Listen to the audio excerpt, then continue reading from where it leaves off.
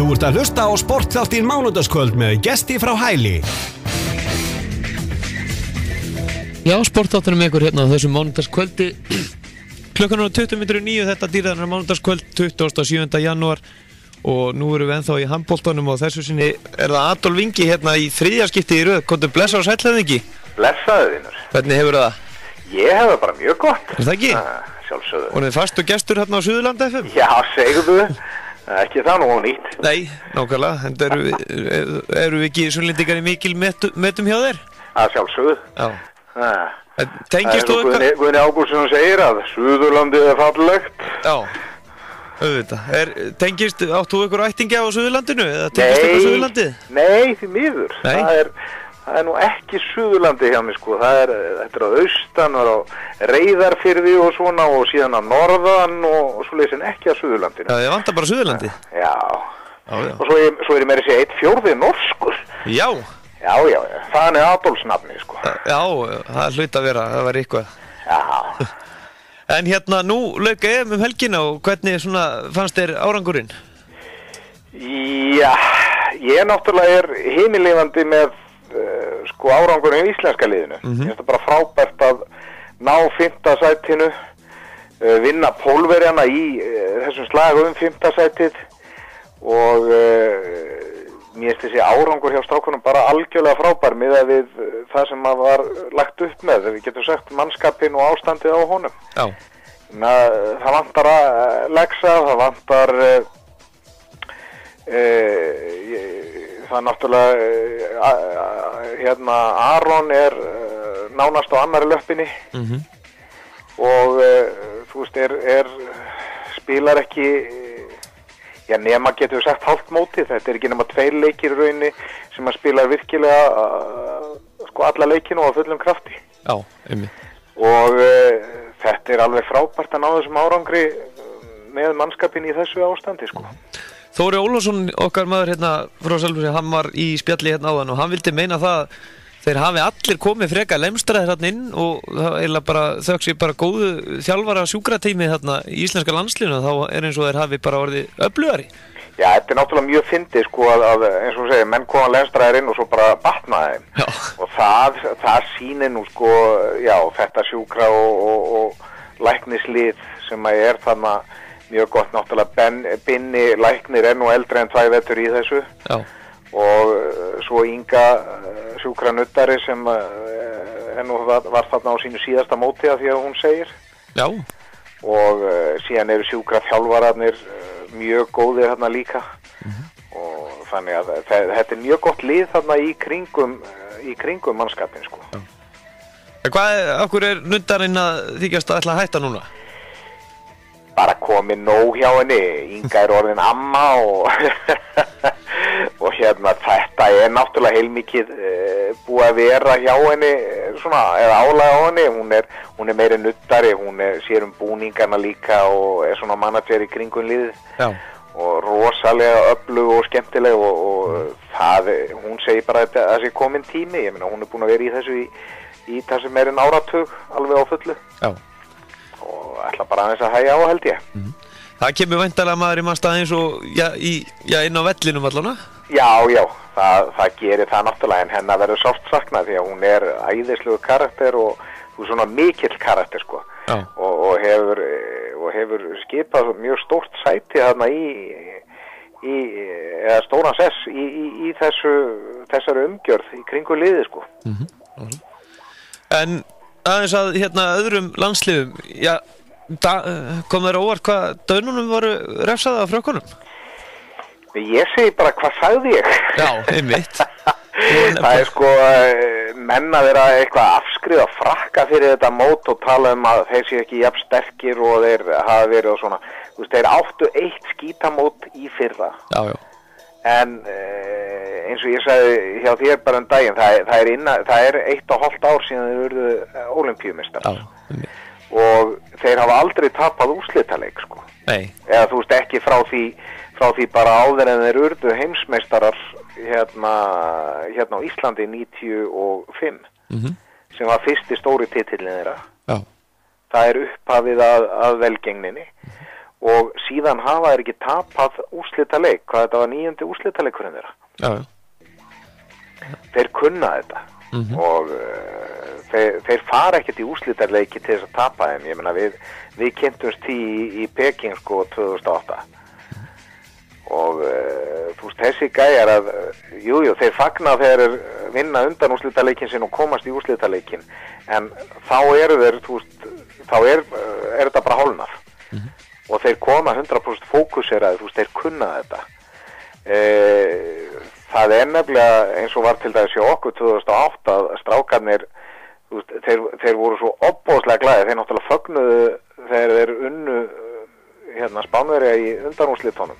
Þá fögnuður eins og þeir hefðu orðið ólympíumeistara sko. Já, einmitt. Og þú svo kemur spennufallið og þeir og þú veist, þeir voru búin að vinna undanúrslitaleikin þá ertu búin að tryggja þeir silfrið. Þeir vissu það að þú veist, þeir voru orðnir þjóðhetjur og þeir voru á meðan frakkarnir, þú veist, þeir bara hugsuðu ekkert svona. Nei. Þú veist, framundan hjá þeim var úrslitaleikunni sem átti að klára. Og það er alveg sama hvað strákarnir segja að þú veist, þeir voru bara ekki tilbúnir í úrslitaleik og það virtist einhvern veginn sem Daninni væru það ekki heldur í gær. Nei. En það sem er mjög slæmt fyrir Danina er að þetta er annað árið í röð. Það sem þeir fara í úrslitaleik og skýta á sig, sko, eru teknir í gegn. Og það er svolítið áhugjefni hjá þeim. Þannig að það er, já, verðugt verkefni fyrir okkar mann Guðmund Guðmundsson, þegar hann tekur við dönunum að klára úrslitaleiki. Já, og það er svolítið sem að, sko, hann hefur ekki sjálfur aðalast reynslu í, sko. Nei. Því að við höfum aldrei, náttúrulega einu úrslitaleikur sem við komist í var í Peking. Því hann var náttúrulega leikurinn um bronsið reyndar á móti Pólverjum sem að vannst í Austurríki 2010. En það er nefnilega málið sko að hann þarf að læra það líka. Þú veist, maður segir, það þarf að læra skref fyrir skref og þú veist, íslenska liðið þar lærði það í Peking að vinna til verðlauna. Það lærði það í Austurríki að vinna leikinn bronsið sko. En þú veist, svo þarf að taka næsta skref og með þessum mannskap og það er það sem að Gummi þarf að gera núna er náttúrulega bæði að læra það sjálfur og koma því inn hjá sínum mönnum. Að vísu eru þarna menn sem að hafa orðið Evrópumeistrar. Ég meina það eru 2 ár síðan þeir urðu Evrópumeistrar í Serbíu. Já. En þeir urðu líka Evrópumeistrar 2008 í Noregi, en það er náttúrulega ekki mjög margir eftir af því liði. Nei. Það eru liðin sko 6 ár síðan og jú, það er svona kannski helmingurinn af liðinu en þá sem að varð Evrópumeistari þá. En þeir þurfa að byggja upp núna hjá þessum mannskap einhvern veginn trú á það að þeir geti farið alla leið og klárað svona leiki því að það getur ekki annað verið en að það sitji í þeim núna að hafa tapað svona illa í úrslitaleikjum tvisvar sko. Okay. Það er eins og þeir mæti ekki til leiks. Nei, og hvað þá líka vera á heimavelli með 14.000 áhorfendur? Já, það er náttúrulega alveg hrikalegt og það eru danskir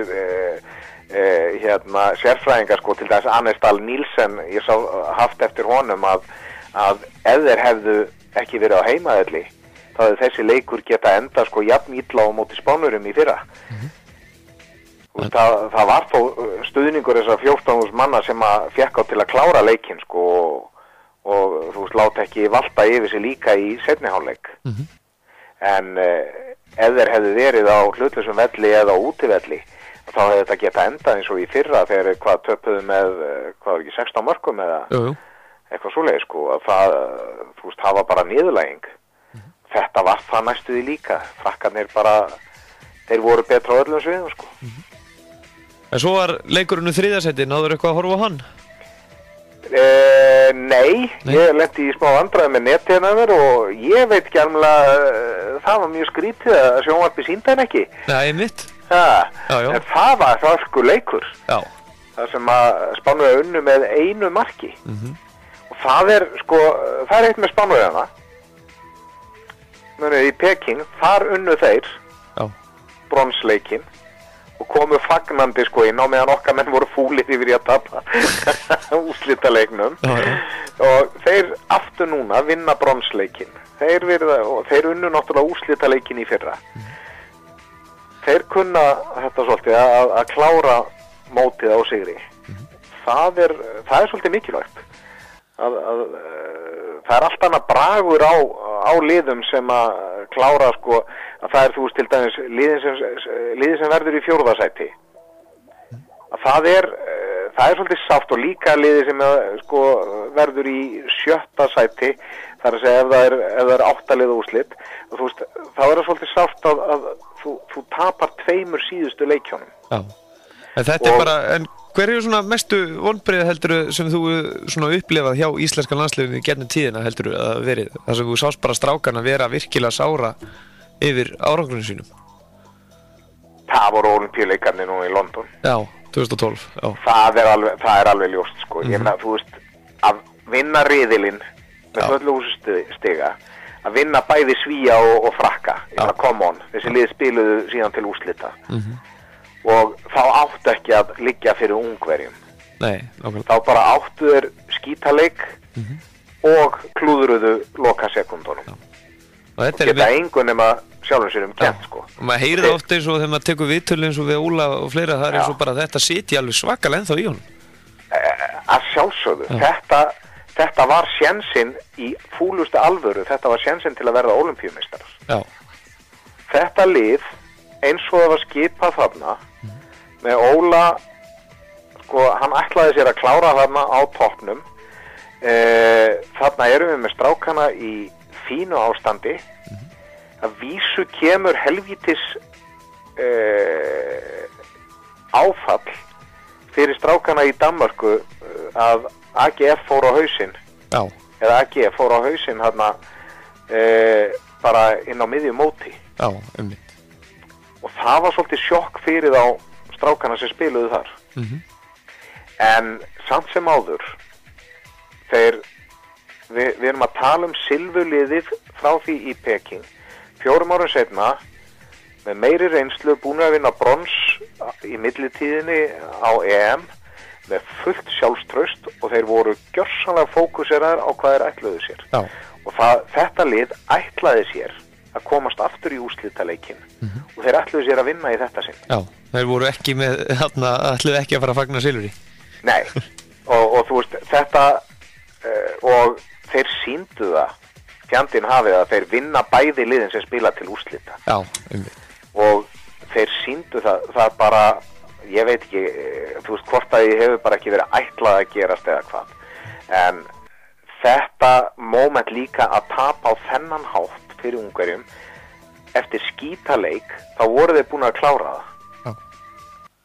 Ég meina, hvað voru þetta? Rúmaður rétt 10 sekúndur eftir. Já. Marki yfir og víti. Og þá bara greip sig einhver sameiginlegur heiladauði í liðinu og í staðinn fyrir að hugsa það að Ungverjarnir megi ekki skora, að þá einhvern veginn standa menn bara og bíða eftir að Snorri klári dæmið. Já, og þú sem gerði síðan ekki og við vitum hvað gerði svo. Og þetta er bara, þú veist, þetta situr alveg ofboðslega í strákunum því þeir vita að þarna var séns. Þeir voru með eitt af 3 bestu liðunum þarna á þessum ólympíuleikum. Og þeir hefðu algjörlega geta farið alla leið. Já, ég held að þeir hefðu líka bara orðið ósáttir, hefðu bara fengið bronsið þess vegna, sko. Svona hausinn á þeim, hópurinn virkaði einhvern veginn þannig á mann. Algjörlega, þetta var, sko, þeir voru með mjög skýrt markmið. Og þeir ætluðu sér bara að verða ólympíumeistarar. Það er ekki flókn meira það. En þetta er náttúrulega eru stærstu vonbrigðin. Reyndar sko, verð ég nú að segja, fyrsta mótið mitt með landsliðinu, það var svolítið þungt og súrt. Sko. Það var EM í Króatíu árið 2000. Já. Þegar við lentum í næstneðsta sæti. Þeir töpuðu öllum leikjónum bara þangað til síðasti leikurinn og þá var spilað öll sæti. Já. Og spilaðum 12. sætið við Úkraínu, sko. Minni með að það verið. Þeir hafa ekki verið spenntir fyrir þeim leik. Nei, og þetta var sko líka eins og ég segi, þetta var fyrsta stórmótið mitt með landsliðinu og þurfa að fara sko eftir hvert tapleikin og fætur öðrum og reka hljóðnum á framan í menn og spyrja hvað hefði farið úrskeiðis og þetta varð svona þyngra og súrara með hverjum leiknum. Já. Ekki tækt að fá þá til þess að grínast eða neitt náttúrulega. Nei. Það mót var mjög þungt og erfitt sko og það var eins og ég segi, það voru mikil vonbrigði líka. En þú veist, það var samt náttúrulega aldrei búist við öðru eins og á Ólympíuleikunum síðan sko. Nei. Markið var ekki sett jafn hátt. Nei. En svona upp á framtíðan að gera með við þessa nýju strákar sem eru að koma þarna inn, þessi nýja kynslóð. Já, svona ef þeir halda áfram svona og fara kannski ómeiddir í gegnum sinn feril, þá ekki bara framtíðin okkur björt með það þeir koma svona sterkir inn á þetta stórmót? Það finnst mér. Eins og bara gegn 12-urum, það var eins og þessi ungu strákar væru bara sallarólegir og síðari hálfleik þá bara Guðjón Valur, búinn að besti maður mótsins hingað til og hann situr á bekknum og horfir á það. Já. Bara fekk loksins sína hvíld og þú veist við sjáum það að Gauji orðin þarna aldursforseti en hann á nokkur góða ára eftir. Já. Og jafnvel að fara núna á milli tveggja stærstu klúbba Evrópu, Já. Frá Kiel til Barcelona. Það spurning hvor klúburinn stærri. Síðan verður nú að vona að Lexi komi einhvern tíma inn í þetta aftur. Já. En hann komin náttúrulega á fertugsaldurinn. Síðan eru bara menn þarna á fjandi flottum aldri. Náttúrulega Sverri varnæjaxlarnir, þeir eru orðnir svolítið gamlir. En Sverri og Vignir sko, sérstaklega Sverri og hann þykist nú ætla að fara að hætta. Já. En síðan þetta bara strákar á flottum aldri og meira að segja kottnungir. Já. Svo virkaði líka eins og Þóri Ólafsson, nú hann líka að fara að svipast og það leit út fyrir að hann var líka bara í hörkuformi en þá. Já, ég meina Þórir rosalega lungin leikmaður. Þú veist, hann ekkert rosalega flashy, en hann skilar alltaf sínu, hann nýtir færin sín rosalega vel og hann oft svolítið vannmetinn af því að það ber ekkert mikið á honum. Nei. En hann skilar alltaf sínu og svona svakalega drjúgur leikmaður. Og meðan hann stendur vaktina þarna í horninu sko, þá erum við í fínum málum. Já. Og við erum með náttúrulega síðan sko Ásgeir Örn, hann hvað hann, 29 sko, eða 30. Já, hann fínum aldrei þá? Fínum aldri og með sko samt búin að vera öll þessi ári í liðinu og kannski minni reynslu en að ætti að vera með það því að hann komst aldrei að fyrir Óla en samt sem áður þú veist gríðarlega reynsla í þessum strák. Snorri hann á vonandi nokkur góð ár eftir. Nú Aron 22 ára? Já. Eftir 2-3 ár geti hann verið orðinn besti leikmaður í heimi. Já, svo segja allir bara. Já, ég meina þú veist, það ýmsir sem spá því og hann náttúrulega fáránlega góður sko, við aldur. Og svo erum við með þarna þess að ungu gutta í kringum hann. Já. Ég meina Óli Guðmunds, Óli Gústaf sem var ekki með núna, Stefán Rafn, nú Rúnar Kára. Já. Veist, þetta og svo eigum við náttúrulega líka unga öfnilega sem voru í æfingahópnu núna sem sýndu og sennuðu sig að þeir geta líka svara kallinu eins og Guðmundur, Bjarki Már Elísson og Árni Steinn og Guðmundur Árni þessi töffarar hérna. Já, byttu fyrir þér. Og Oddur að norðan sko, ef hann næssi almennilega á strik aftur eftir meiðslin. En þá ekki helst áhugjörni, það bara hvort það kom ekki ábygglega varnamenn? Jú, en það náttúrulega datt einn þarna inn núna. Já. Og síðan sá ég nú á Facebook að stóri bróður hans var að gæla við hvort að hann gæti átt eftir að upplifa að spila með honum í landsliðinu. Já, það nefnilega hannig.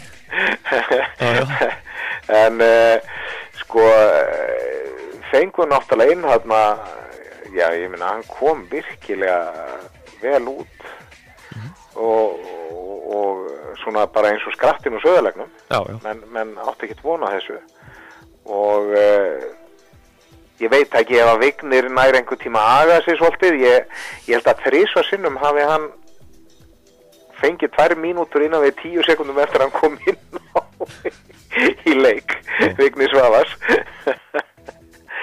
Hann náði til að vera svolítið viltur og hérna frábær þegar hann nær sér á strik en eins og ég segi, svolítið viltur, þar veitna held Sverri við liðina og setti þess að svona halda aðeins aftur á honum en hann ná samt sem áður eftir að vera þarna lykilmaður í vörninni trúi ég næsta árin og við eigum eftir að fá upp einhverja varnarlurka maður það dettur alltaf einhverjinn engin spurning eða er þetta nú mikið að þorramat já, en það náttúrulega sko við erum ekki með neitt fúsa sko sem að menn bara snúa við og fara burt frá þegar er sjá hann í ham. Nei. Þú veist, það er... Á ekki bara að fara að láta hann Hafþór Júlíus byrja handbolta?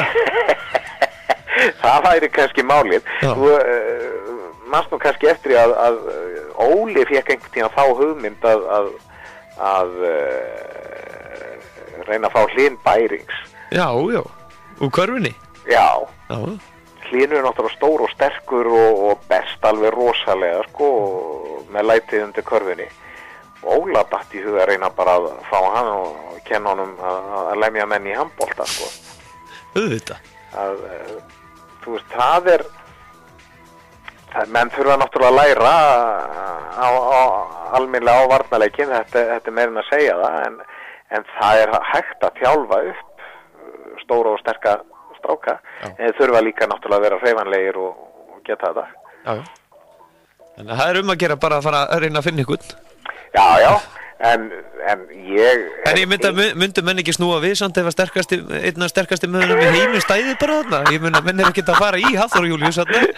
Einmitt, það er málið, menn það er ekkert í hann, sko.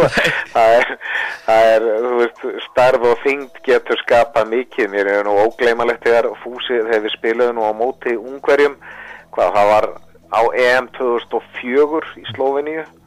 Spilaði á móti Ungverjum og þá var sko Fúsi lenti í 2 gæjum sem að voru báðir talsvert yngri en hann. Ungverjarnir voru með 2 menn á milli 120 og 130 kíló. Já. Þeir bara tóku og pökkuðu Fúsa saman á miðinni, bara klemdu hann og hann gat ekki hreyft sig. Já. Bara held honum bara. Þú veist, þannig að það er alveg hægt að vera með svona tröll bara og nýta það. Já. En svona rétt í lokin áður en sleppið, hvernig líst þér að draugunum hjá Guðmundi með skotklukku í handbolta? Ég er svolítið lítið því. Já. Ég held að það gæti orðið framför. Því að við sjáum það sko hvað þetta er ofboðslega háð mati dómarana á því sko hvað er að gerast og þú veist stundum að þá geta lið alveg hangja á boltanum ég veit ekki hvað lengi og svo stundum að þá er hendin komin upp bara eftir 10-15 sekundur sko og auðvitað væri að mörguleiti gott að hafa miklu hreinni línur í þessu og bara 25 sekundar skotklukku eða eitthvað svoleiðis sko. Sem að og þá náttúrulega ætti klukkan að fara í gang aftur þegar taka skot sem tekst ekki eða eitthvað svoleiðis sko. Þú þekkir það nú bara að þú ert að lýsa þessu leikjum oft hefur þú nú pirrað út í dómarana hvað að gefa lítinn tíma eða og langa tíma og... Já það er nefnilega máli sko að því að maður sér ekki oft af hverju er annarkvort er að flýta sér svona eða leyfa mönnum bara að dúlla sér og það var eins og til dæmis í hvaða leikur var undanúrslita leikurinn núna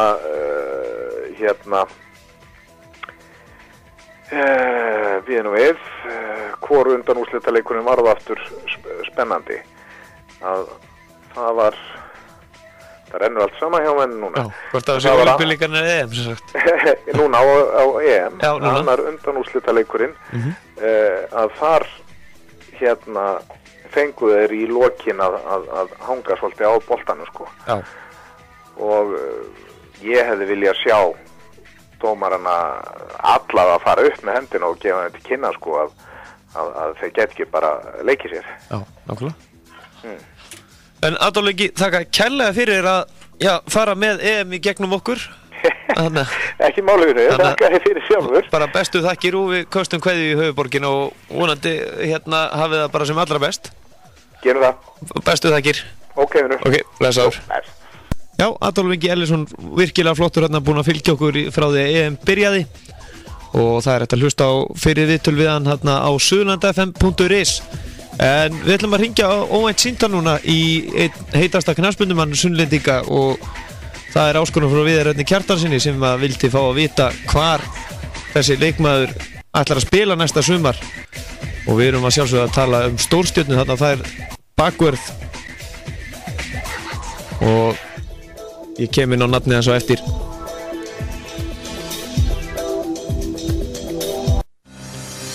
Þú ert að hlusta á Sportþáttinn mánudagskvöld með Gesti frá Hæli.